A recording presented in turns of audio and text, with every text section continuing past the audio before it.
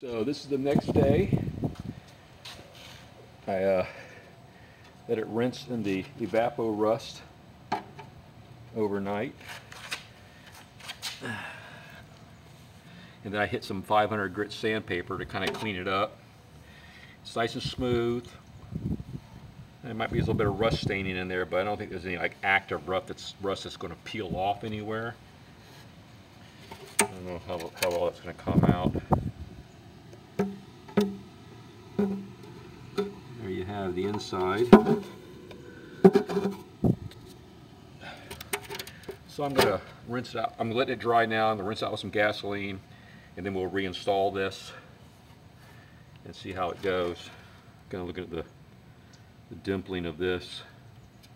I'm going to see what I can do to knock those dimples down also, so that sealing surface will work a little bit better.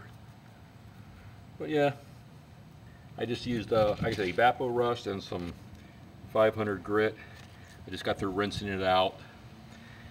My main goal here was to make sure that any of the, we'll call it friable rust, you know, that won't come out and get in, clog up the oil filter and somehow screw up the oil filter. Not the oil filter, the oil pump, that is. I knocked this dent out as best as I could. That was a pretty bad dent there. I tried to bang this out a little bit, flatten it out some. I'm not going to worry about painting it. I'll just, you know, put a little bit of you know, it'll be covered with oil and such to keep it from rusting any worse. I'm not going to try to paint it. I don't know what Jeff's long-term plans are with the use of this pan. My main goal, and, you know, it's not going to rust if it's not out in the water getting wet. It'll be in a garage, it'll be fine. But yeah, that's it. That's it for the pan. We'll work on that some more, and then I'll reinstall it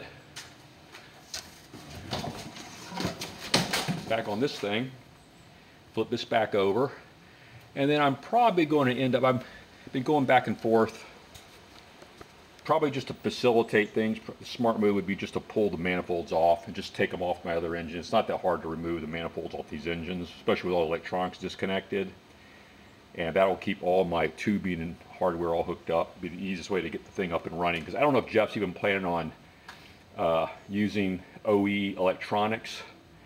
You know, if you're not going to use OE electronics, then a lot of the stuff will change.